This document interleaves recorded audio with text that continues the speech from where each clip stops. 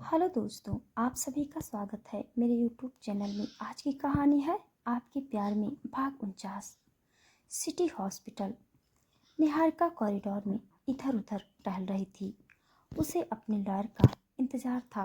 उसने अपने लॉयर को प्रॉपर्टी के डॉक्यूमेंट बनाने के लिए कहा था और साथ ही साथ स्वर और सरगम के डिवोर्स पेपर भी। और अब बाहर से कदमों की आहट हुई तो निहारिका ने तुरंत सामने की तरफ देखा, जहां से उसका लॉयर ही आ रहा था। अब उसका लॉयर उसके सामने आकर खड़ा हुआ। निहारिका गुस्से से बोली, इतना वक्त लगता है क्या? अगर उस धड़कन को कुछ हो गया तो सब कुछ मेरे हाथ से निकल जाएगा। अब जल्दी से मुझे ये पेपर्स दो। ये बोलते हुए उसने खुद ही अपने लॉयर के हाथों से वो पेपर्स खींच लिए। वो लॉयर जल्दी से बोला, आई एम सॉरी मैडम, लेकिन मुझे इन पेपर्स को बनाने में काफ़ी टाइम लग गया। पर ये पेपर्स बिल्कुल रियल और ओरिजिनल हैं। पिछली बार आपके साथ जो फ्रॉड हुआ था, मैं नहीं चाहता था कि इस बार भी ऐसा कुछ हो।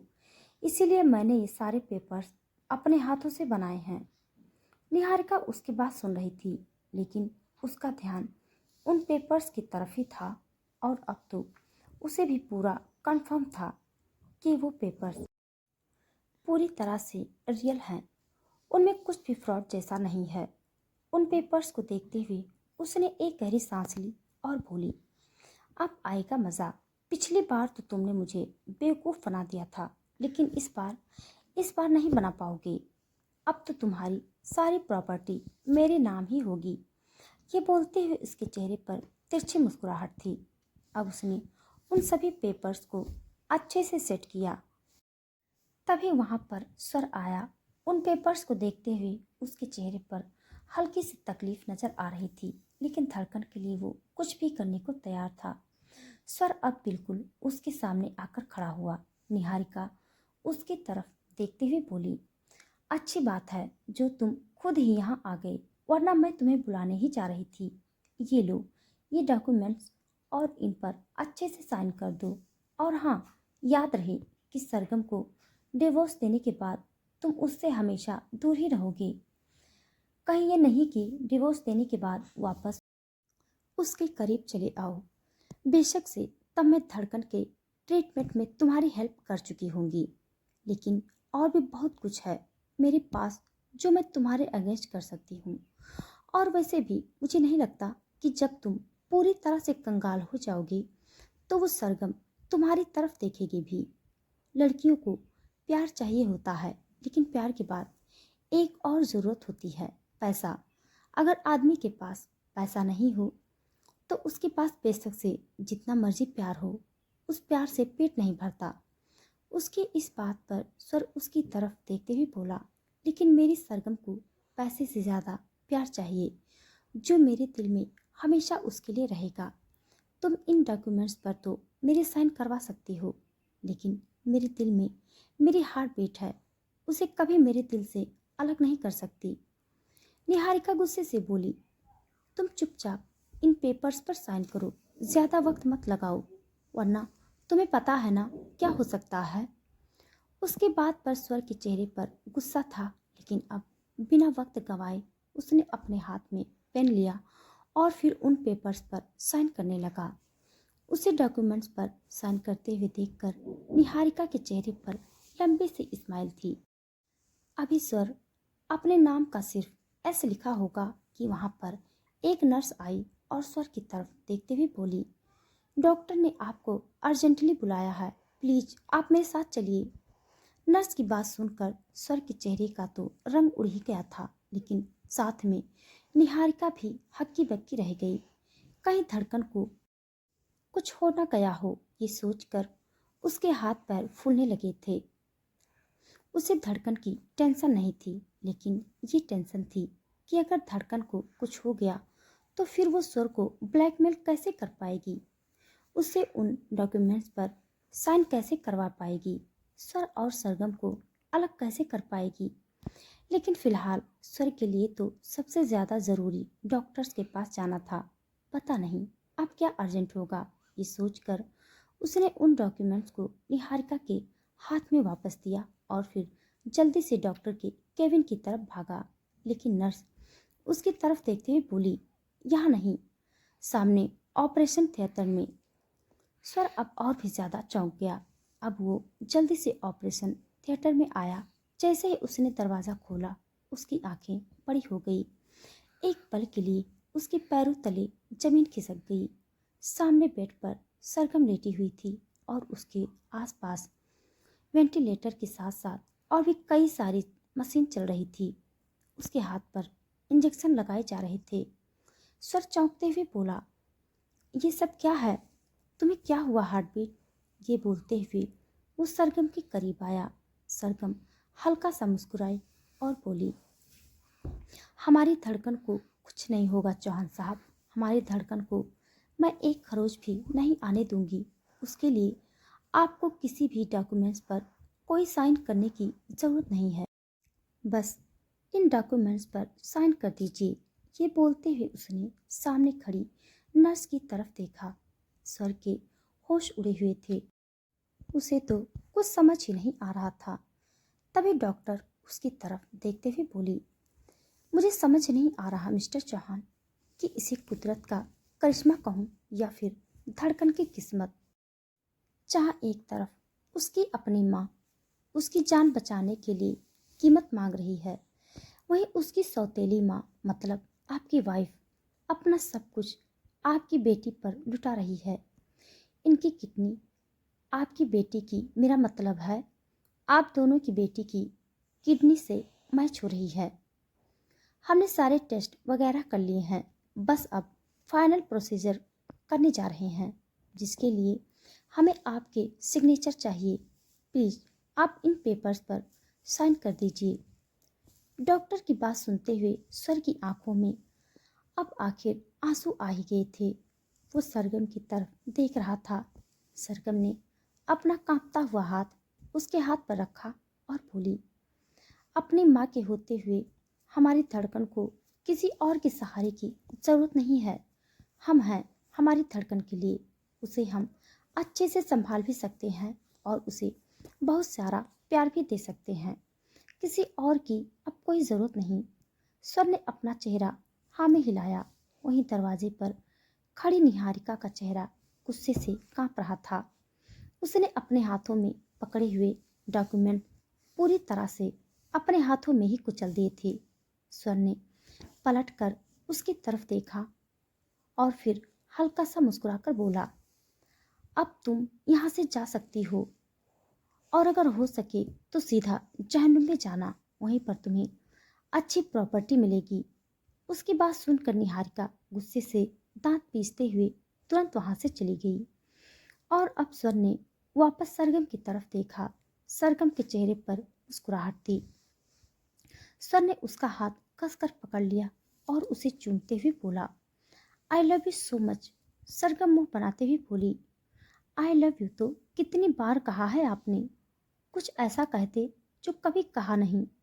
शायद वो सुनकर तो मुझे अच्छा भी लगता। आपके इस आई लव यू का क्या करूं? स्वर मुस्कुराया और फिर उसके चेहरे पर झुककर बड़े ही प्यार से उसकी गाल पर अपना हाथ रखकर बोला, मैं बहुत खुशकिस्मत हूँ जो मेरे दिल की धड़कन तुम हो। तुम बस यूं ही धड़कती रहना। ये बोलकर उसने उसका माथा चूम लिया। उसकी आंखों से बहते हुए आंसू सरगम की आंखों पर गिरे। सरगम भी रो रही थी और फिर अब वो दोनों हल्का हल्का मुस्कुरा रहे थे। डॉक्टर स्वर की तरफ देखते हुए बोली, प्लीज आप जल्दी से साइन कर दीजिए मिस्टर चौहान। स्वर ने अपना चेहरा हाँ में हिलाया और फिर उन डॉक्यूमेंट पर साइन कर दिए।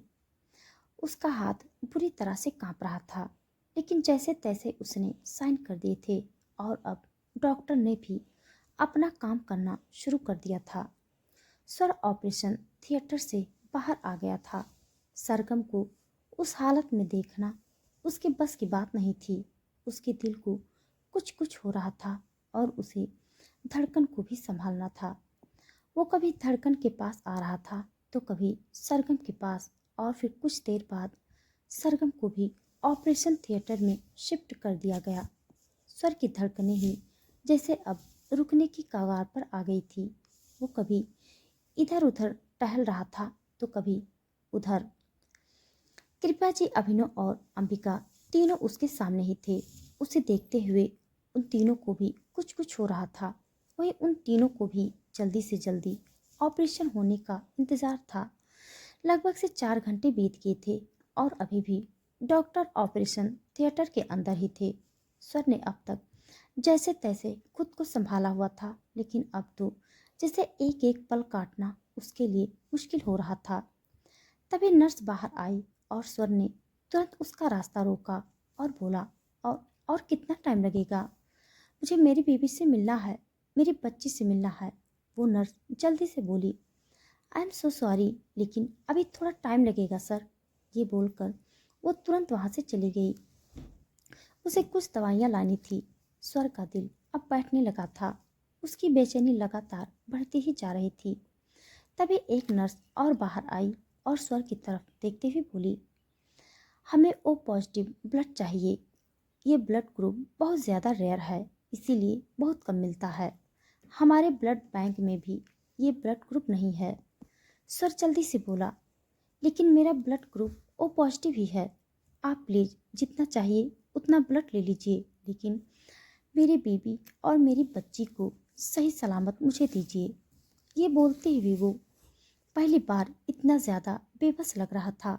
एक बार फिर से उसकी आंखें भर आई थी और फिर तकरीबन आधे घंटे बाद एक बेड पर स्वर था तो दूसरे पर धड़कन और तीसरे पर सरगम। स्वर उन दोनों की तरफ देख रहा था। सर्जरी कंप्लीट हो चुकी थी, लेकिन अभी उन दोनों को होश नहीं आया था। पर स्वर की आंखें एक पल के लिए भी झपक नहीं रही थी। वो लोग सरगम को आज सुबह लेकर आए थे और सुबह के बाद अब रात हो गई थी और आज के दिन में बहुत कुछ हो गया था। जहाँ निहारिका ने स्वर को परेशान किया, वहीं सरगम ने स्वर को ये प्रूफ कर दिया कि धड़कन के लिए उससे बेहतर माँ हो ही नहीं सकती। वहीं धड़कन की सर्जरी भी हो गई थी, लेकिन अब तक उन दोनों को होश नहीं आया था।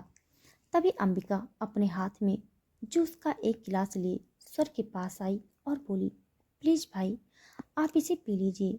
आपने सुबह से कुछ नहीं पिया। आपने ब्लड भी डोनेट किया है। ऐसे में आपकी हालत ख़राब हो जाएगी।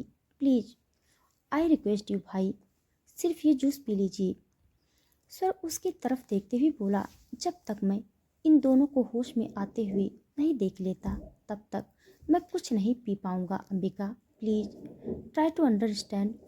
उसकी बात पर अंबिका भी कुछ बोल नहीं पाई। उसने जूस का गिलास साइड में रख दिया और फिर बाहर की तरफ चली गई। कृपया जी और अभिनव को भी उसने चौहान मेंशन वापस भेज दिया था। कृपया जी की हालत ऐसी नहीं थी कि वो रात को हॉस्पिटल में बिता सके। अब उनकी उम्र काफ़ी ज़्यादा हो गई थी। दिन में तो जैसे तैसे वो हॉस्पिटल में रही, लेकिन रात होते होते उनको भी प्रॉब्लम होने लगी थी। तो अंबिका ने अभिनव के साथ उन्हें चौहान मेंशन वापस भेज दिया था। वो अब डॉक्टर के केबिन में आई। डॉक्टर वहाँ से निकलने ही वाले थे, क्योंकि रात के 11 बजे की उनकी शिफ्ट चेंज होती थी। अब दूसरा डॉक्टर ड्यूटी पर आने वाला था। अंबिका उनकी तरफ देखते हुए बोली, प्लीज़ बताइए ना डॉक्टर, भाभी और धड़कन को होश कब तक आएगा? कब तक वो दोनों यूं ही ऐसे बेहोश रहने वाली हैं?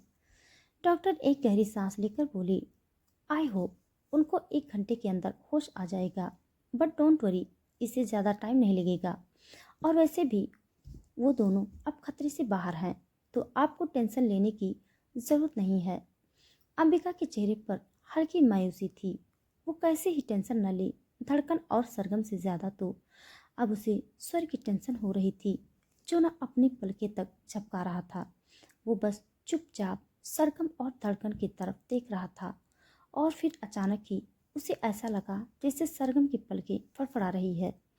वो तुरंत अपनी जगह से उठकर सरगम के पास आया और उसने उसका हाथ कसकर पकड़ लिया। वहीं सरगम की आंखें अब धीरे धीरे पूरी तरह से खुल रही थी। उसे होश में आते हुए देख स्वर ने राहत की एक सांस ली। उसे पहली बार ऐसा महसूस हो रहा था जैसे उसकी सांसें भी किसी ने कैद कर रखी थी।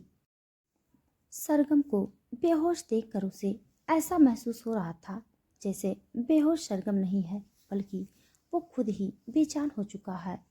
सरगम भी अब उसकी तरफ देख रही थी और फिर वो धीमी सी आवाज में बोली, धड़कन कहाँ है मिस्टर चौहान? उसकी बात पर स्वर तुरंत बोला, धड़कन की फिक्र है और मेरी मेरी फिक्र नहीं है तुम्हें? इस हालत में देखकर मुझे कैसा फील हो रहा है, सिर्फ मैं ही जानता हूँ, और तुम हो कि तुम्हें सिर्फ धड़कन से मतलब है।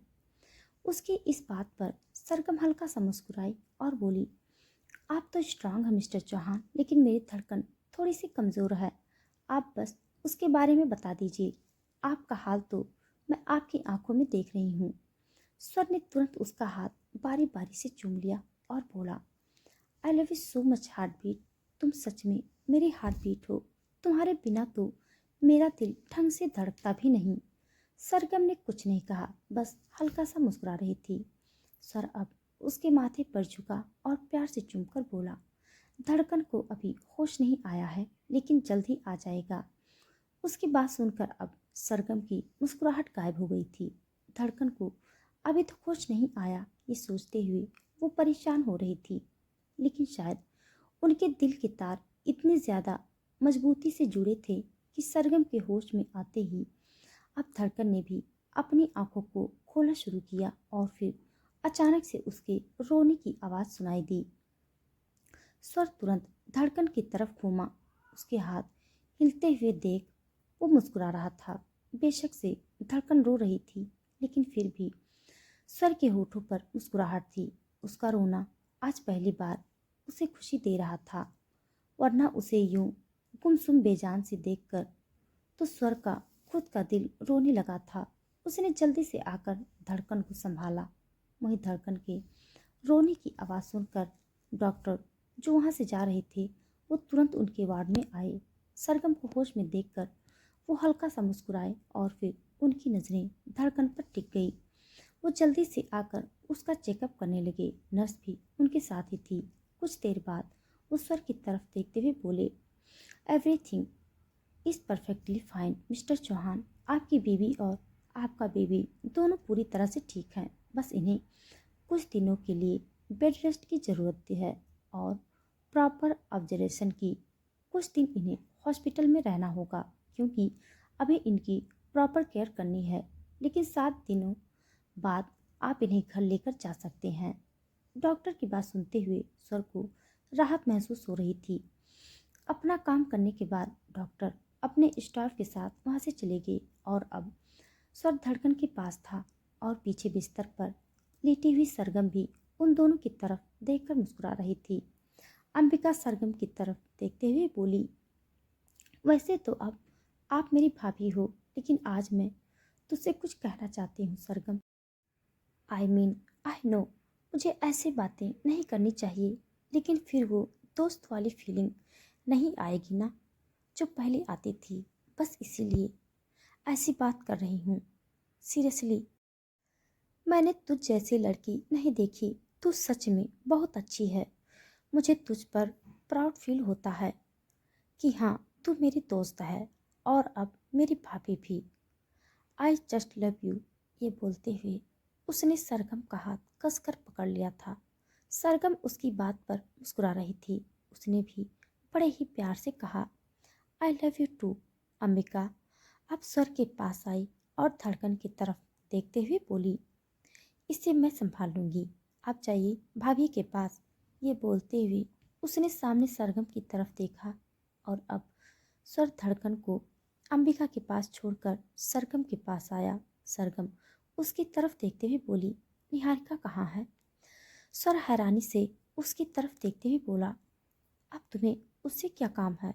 सरगम ने अपना चेहरा ना में हिलाया और बोली, कुछ खास तो नहीं, लेकिन बस एक बात करनी थी आपसे भी और उससे भी, पर छोड़िए, उससे फिर कभी करूँगी।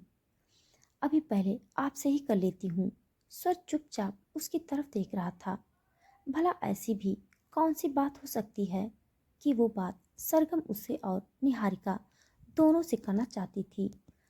वहीं सरगम अब कुछ सोचते हुए बोली, आपको पता है, जब मैं सर्जरी के लिए जा रही थी तो एक सवाल मेरे दिमाग में लगातार घूम रहा था और मैं यही सोच रही थी कि बेशक से मुझे कुछ हो भी जाए, लेकिन ये सवाल मेरे साथ ऐसे तो नहीं जाना चाहिए। मतलब इसका जवाब तो मुझे चाहिए ही चाहिए। बेशक से फिर मैं बस इस सवाल का जवाब लेने के लिए ही बच जाऊं। उसकी इस बात ने स्वर को और भी ज्यादा हैरान कर दिया था। वह क्यूरियोसिटी से बोला, आखिर ऐसा भी कौन सा सवाल है जो तुम्हें इतना परेशान कर रहा था?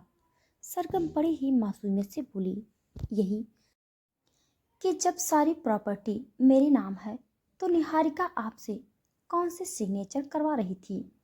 चलो डिवोर्स पेपर पर तो सिग्नेचर चाहिए थे आपके और मेरे, दोनों के सिग्नेचर चाहिए थे, लेकिन प्रॉपर्टी प्रॉपर्टी पेपर्स पर आप भला कैसे साइन कर सकते थे? वो तो मेरे नाम है ना मिस्टर चौहान, या फिर आपने वो भी अपने नाम वापस खिसका ली? मुझे बस मस्का लगा रहे थे। उसकी बात पर स्वर की होश उड़ गई। वो इतना बेवकूफ़ कैसे हो सकता है? या फिर वो बेवकूफ़ तो नहीं, लेकिन उस वक्त सिचुएशन ऐसी थी कि वो कुछ सोच समझ नहीं पा रहा था। बात तो सरगम एकदम ठीक कह रही थी कि सारी प्रॉपर्टी तो सरगम के नाम थी, तो वो कौन से डॉक्यूमेंट्स पर साइन करने वाला था? उसके उड़े हुए रंग देखकर सरगम एक बार फिर से बोली, आप ना एक काम कीजिए, चौहान इंडस्ट्री के सीईओ के लिए एक न्यू नेम प्लेट बनवा दीजिए। उसकी इस बात पर स्वर ने उसे घूर कर देखा। सरगम तुरंत बोली, एक बार पूरी तरह से ठीक हो जाऊं, उसके बाद आप चूल्हा चौका संभालिएगा चौहान साहब, बिजनेस मैं संभालूंगी। प्यार में आप ऐसे पड़े कि आप तो अपना दिमाग ही कहीं और छोड़ आए, और अगर ऐसे खाली दिमाग आप ऑफिस में जाएंगे तो पक्का हमारा लॉस हो जाएगा, जो मैं बिल्कुल भी अफोर्ड नहीं कर सकती। आखिर अब इतनी बड़ी प्रॉपर्टी की मालकिन जो हूँ। उसकी बात पर स्वर ने उसकी तरफ देखता ही रह गया। सरगम को अब हंसी आ रही थी। उसने स्वर और निहारिका की बातें सुनी थी, तब से उसे निहारिका पर बहुत ज्यादा गुस्सा आ रहा था। स्वर को तो बस उसने ये सब सुनाया था जो कि बिल्कुल सार्कास्टिक था। निहारिका अगर उसके सामने होती तो अब तक तो वो उसे ऐसी जलालत भरी बातें सुनाती कि निहारिका शर्म से डूब कर मर जाती। अब अचानक ही स्वर हंसने लगा। उसे हंसते हुए देखकर सरगम ने अपनी आईब्रो ऊपर की तरफ उठाई और फिर स्वर तुरंत बोला, वो तो मैं उसे पागल बना रहा था। मेरा मतलब है, मुझे तो पता था कि प्रॉपर्टी तुम्हारे नाम है, लेकिन मुझे फिलहाल उसकी ज़रूरत थी, तो मैं बस उसे पागल बना रहा था। सरगम अब बड़े ही अंदाज से बोली, अच्छा? स्वर भी जल्दी से बोला, और नहीं तो क्या, तुम्हें क्या लगा कि मैं यूं ही अपनी प्रॉपर्टी उस चमकांडन को दे दूंगा? इतनी मुश्किल से तो मैंने प्रॉपर्टी बनाई है, ऐसे फ्री में थोड़ी ना दे दूंगा। सरगम अब हल्का सा मुस्कुराई और थोड़े प्यार से बोली, रहने दीजिए चौहान साहब। अगर मेरे और धड़कन के बदले में आपसे कोई अपनी जान भी मांगे ना, तो आप तो वो देने में भी एक सेकंड न लगाएं। प्रॉपर्टी की तो बात ही मत कीजिए। अब सुर ने भी बड़े अंदाज से पूछा, अच्छा, और तुम्हें ऐसा क्यों लगता है? सरगम मुस्कुराकर बोली, क्योंकि हम दोनों आपके लिए ज़रूरी नहीं, बल्कि आपकी ज़रूरत है। एक आपका दिल है तो दूसरी उस दिल की धड़कन। उसकी बात पर स्वर के चेहरे पर लंबी सी स्माइल थी। तो दोस्तों, आज के लिए बस इतना। इसके आगे का भाग जानने के लिए आप सब मेरे साथ बने रहिए। हमारी कहानी आप सबको कैसी लग रही है कमेंट बॉक्स में ज़रूर बताइएगा। तब तक के लिए धन्यवाद।